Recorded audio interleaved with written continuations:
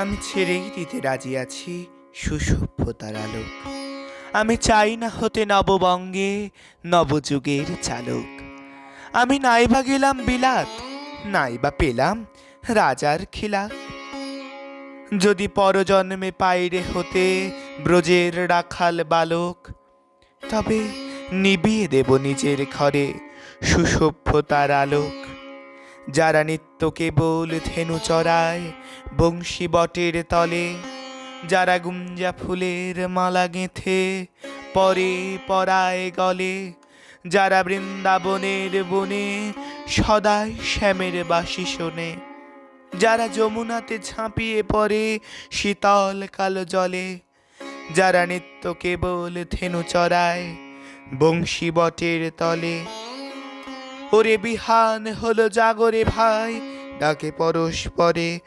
ওরে ওই যে দধিমন্থ ধ্বনি উঠল ঘরে ঘরে, হ্যারো মাঠের পথে থেনু চলে উড়িয়ে গোখুর রেণু।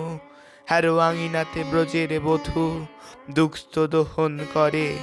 ওরে বিহান হলো জাগরে ভাই, ডাকে পরস্পরে।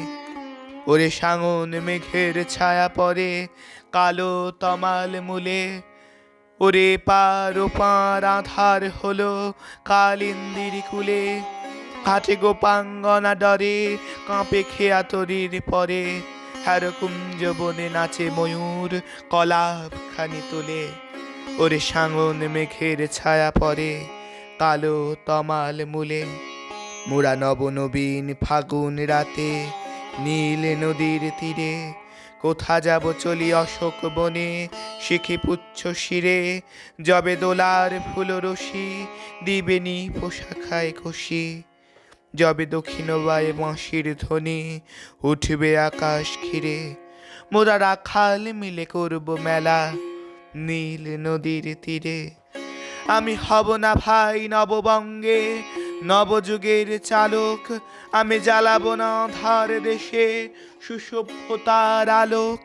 যদি ননি ছানার গায়ে কোথাও অশোক নিপের ছায়ে, আমি কোনো জন্মে পারি হতে ব্রজের গোপ বালক।